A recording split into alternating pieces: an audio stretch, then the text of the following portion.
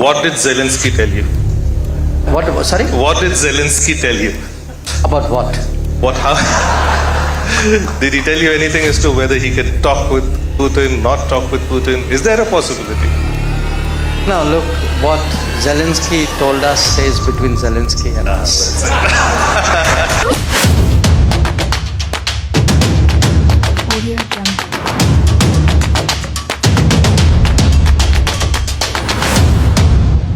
Good morning, Dr. Jaishankar. Always nice to have you with us, and welcome to the first edition of the ET World Leaders Forum. You've been around now from Ukraine to Singapore. Now we have you in Delhi, all in a space of a week or so. My question, how was the train ride? I could have done with a Vande Bharat.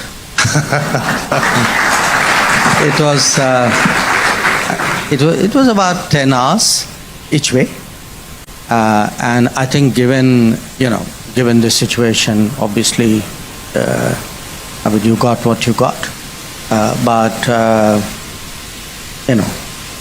10 hours is 10 hours. When was the last time an Indian Prime Minister took a train to visit a country? We've heard of, the image of Nehru in a yak is there. Well, I remember Mr. Modi doing a Shinkansen, a bullet train in Japan.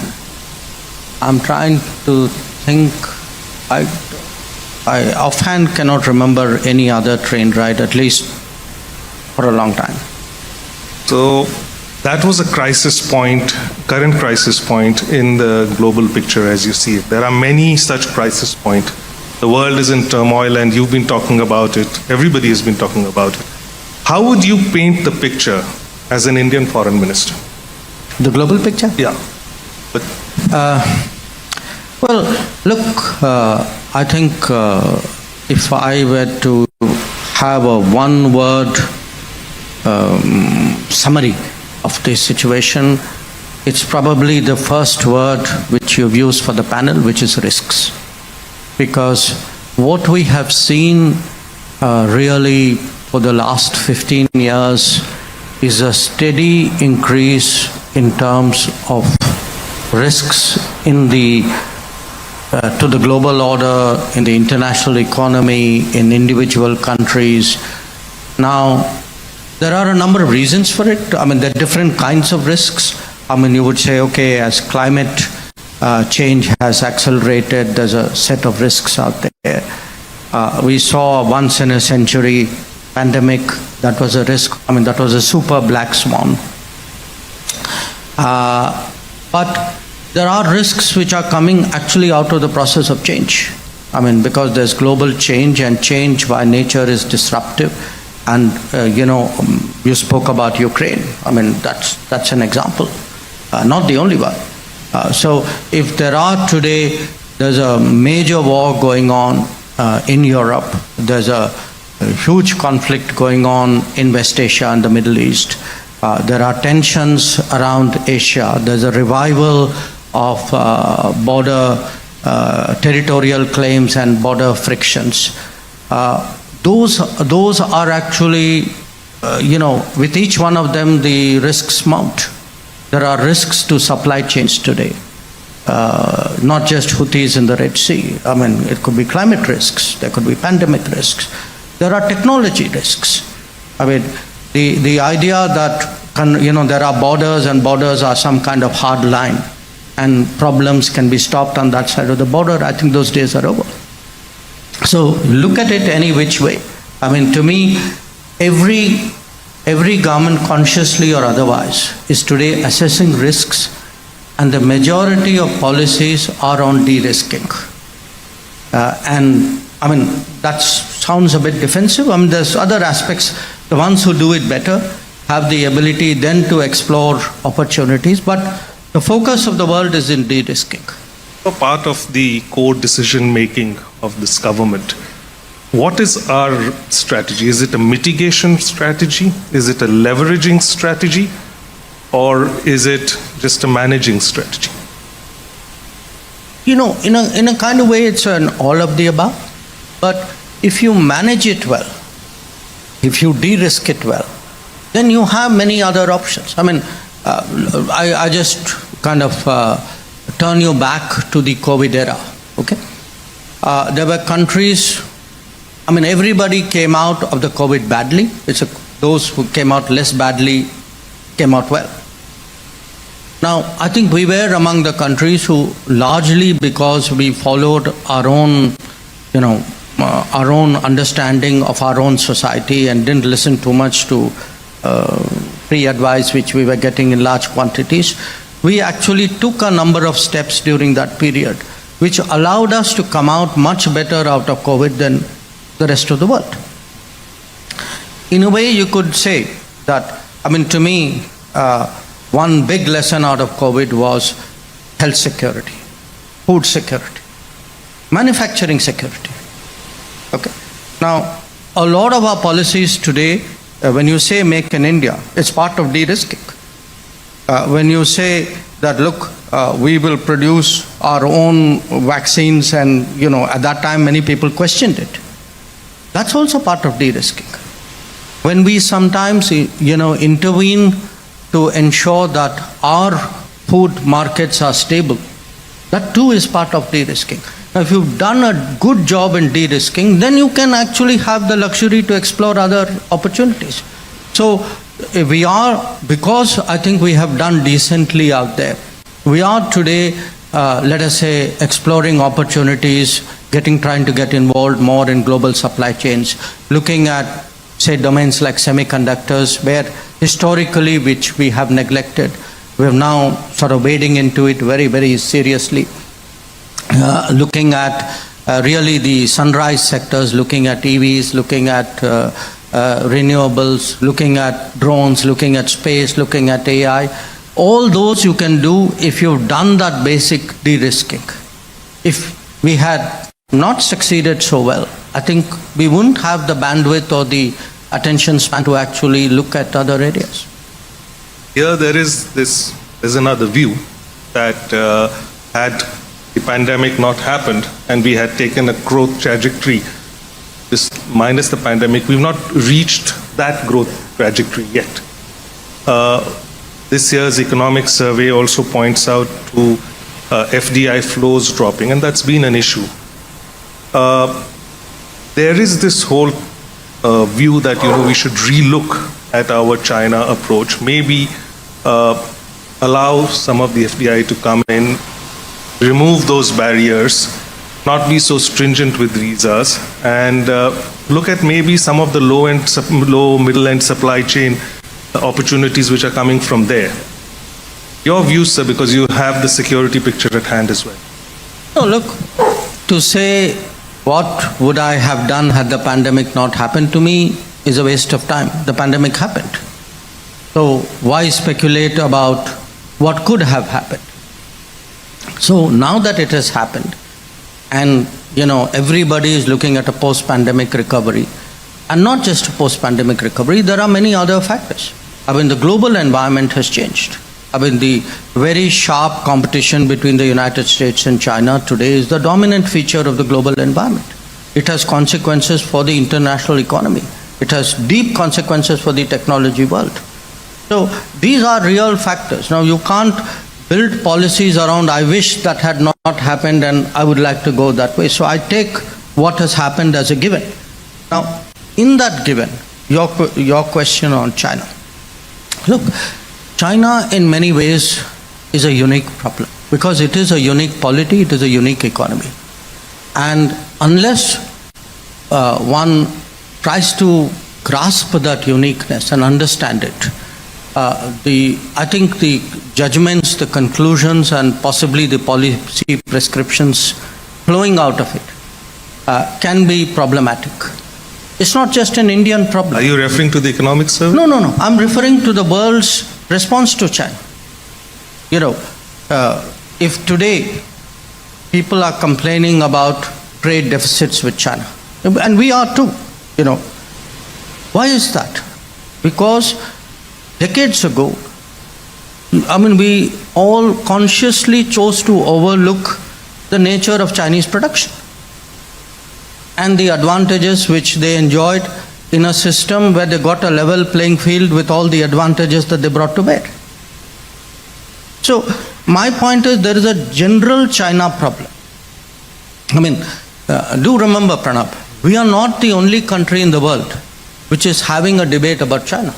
Go to Europe and ask them, what is today among your major economic or national security debates? It's about China. Look at the United States. It's obsessed with China, and rightly so in many ways. So the fact is, let's not make out as though it's only India which has a China problem. India has a China problem, a special China problem. That's over and above the world's general China problem. So my point is, when you look at this,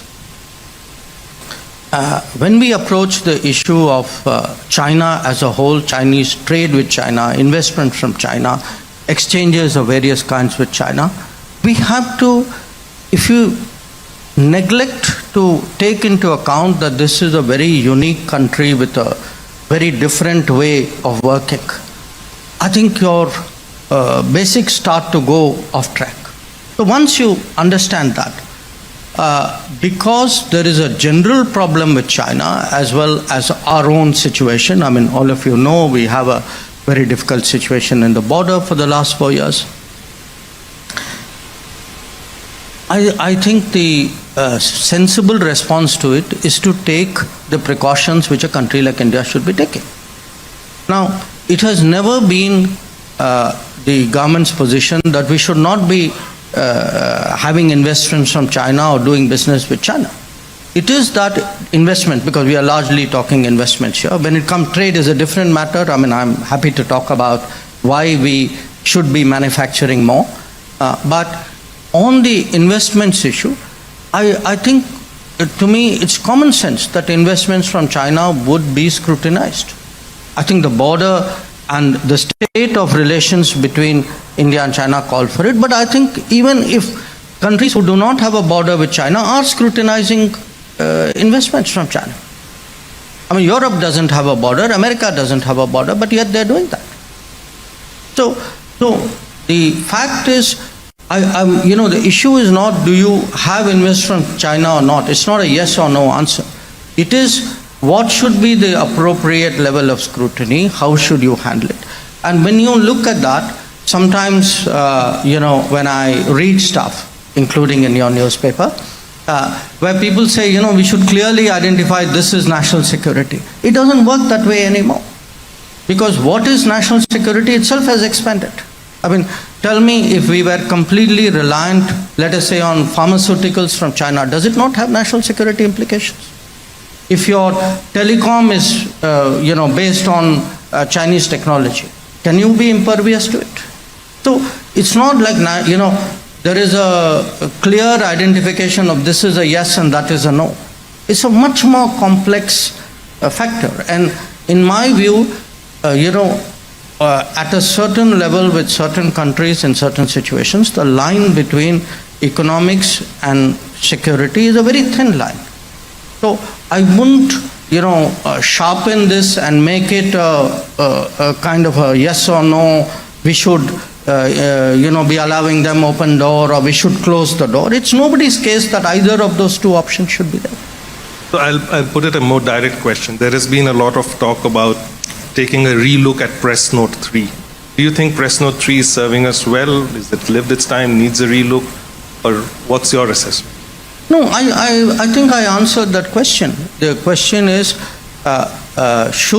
in my view, should investments, a country like India, in a competitive age where where technologies can be leveraged, investments can be leveraged, market shares can be leveraged, I think a country like India, and this is not necessarily an answer limited to China, I think a country like India must look at the investments that are coming in.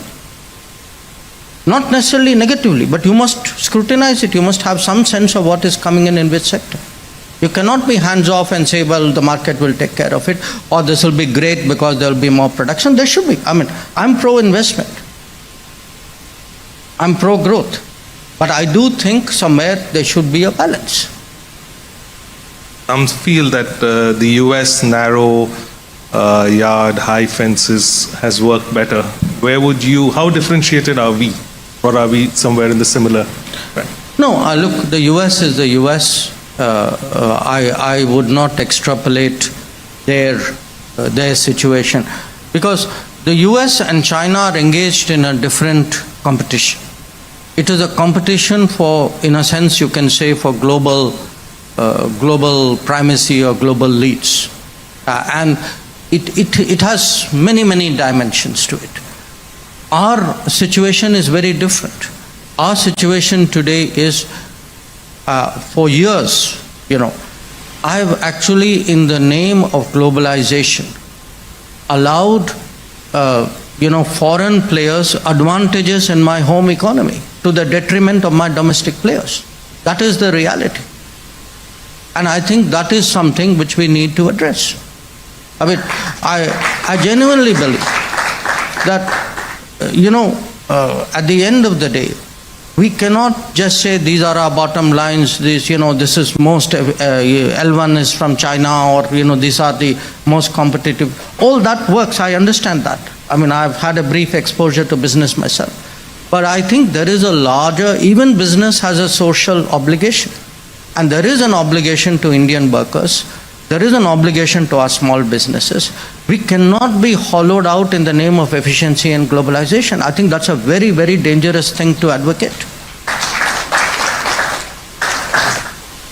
I'll move you on a little bit to the wider neighborhood, our closer neighborhood. We all are aware of the multiple crisis point. We know what has happened in Bangladesh. You had a very good statement this morning in the newspapers on Pakistan. Here's my ask to you. See, something which has not been talked about much. For the last decade, and you've been involved at various levels, you've used economic levers with the neighborhood. Has that given you better options as you deal with these crises now? And how integrated have you actually been able, because we hear these stories about the power grid, about connectivity.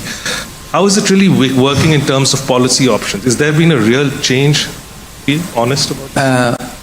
Let me come back to de-risking. Okay?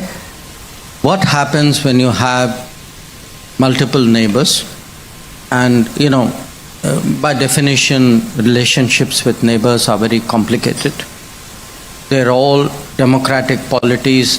Governments will change. There will be political debates in their country. Often we will be the center of those debates. It's natural. We are a big country. So we have to expect and plan for and build into our policy making an expectation that there will be changes, some more organic, some more disruptive in our neighborhood. How do you then deal? How do you stabilize? Because I'm now de-risking the neighborhood. Okay. You do that by creating the factors of stability. If two countries are linked by, let us say, a power grid, actually you have secured both ends. One is a producer, one is a customer, both have an interest in keeping it going. If you have a fuel pipeline, the same logic applies. If you have more trade, if you have more tourism, let's say, take Bangladesh. I mean, there's a lot of medical tourism which happens out of Bangladesh. Okay, the patients benefit there, the industry benefits it. So the whole point is, for the last 10 years when we've been talking about neighborhood first, the entire exercise is about making sure that there are so many connections in so many domains which are so indispensable, which are so deep, which are so central to everybody's calculation, that the factors of volatility get relatively diminished. So whatever happens finally, people will say, okay, we may have those differences, but there's that reality out there. And I think that's good for us. Are you seeing that change happening in Bangladesh with the interim administration? People are talking about extradition requests to arrest. No, look, you are in the newspaper business. For you, it's a 24-hour cycle. I'm in the diplomacy business. For me, I'm prepared to wait at least a few months for anything to fructify. So, I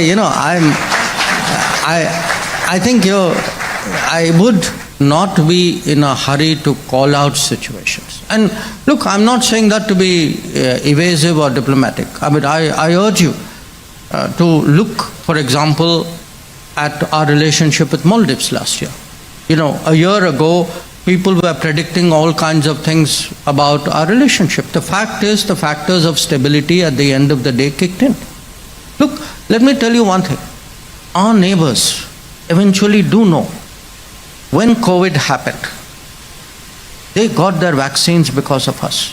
When Ukraine conflict happened, many of them got their fertilizers and their food grains because of us. When, difficult situations happen, ask Sri Lanka.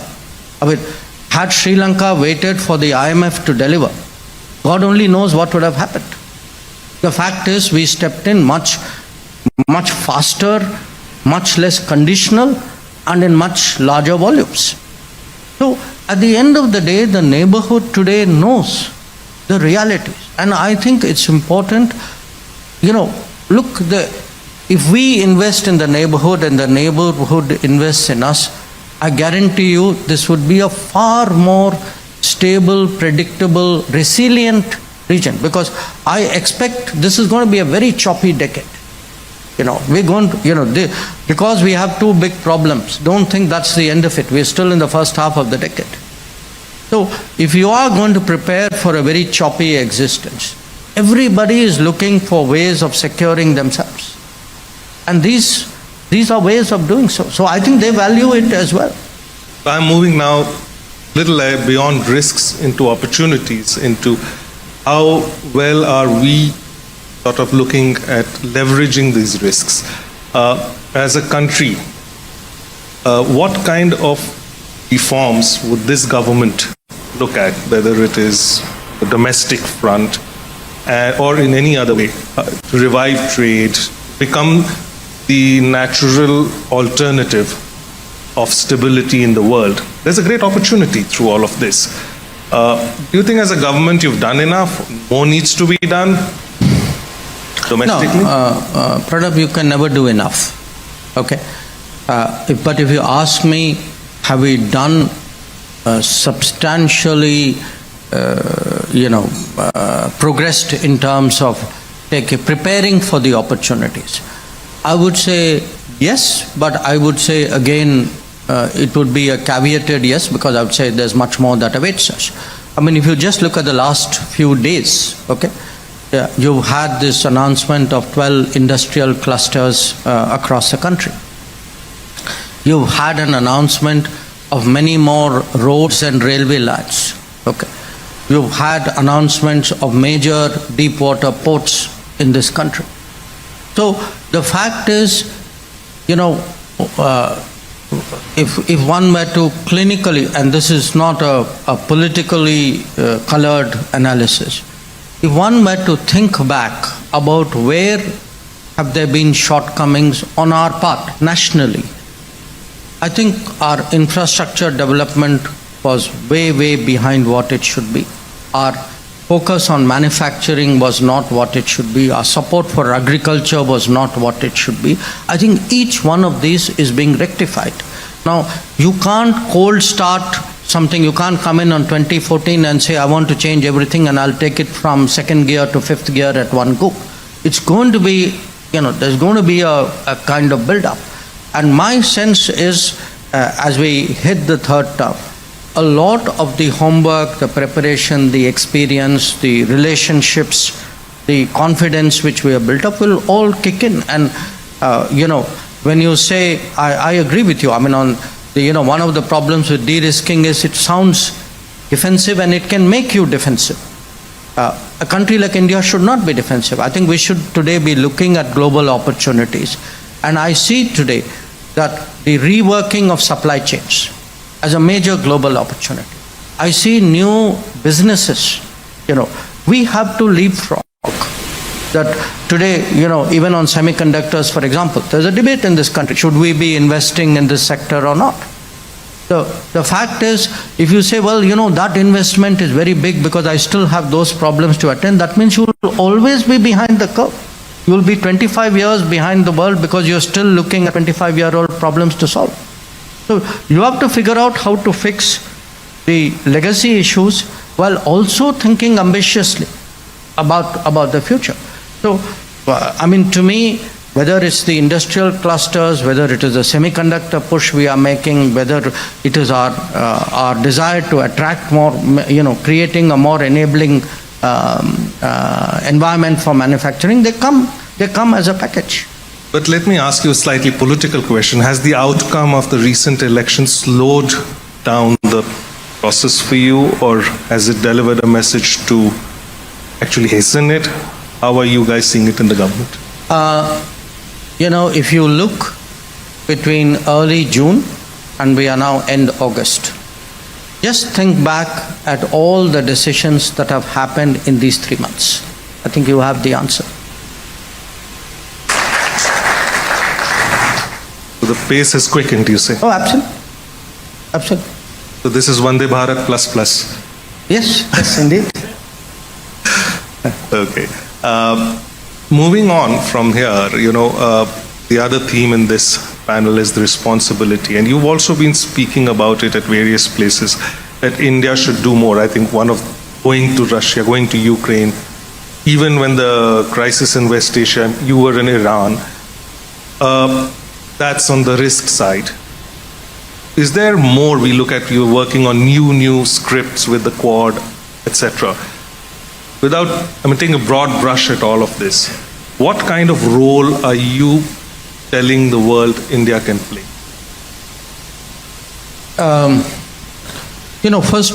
First of all, I think there are two kind of preparatory points here.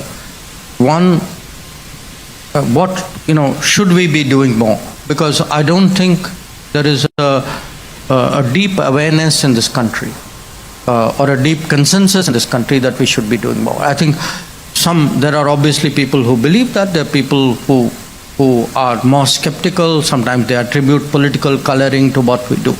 So here's a very, very simple point. Today we are the 5th largest economy.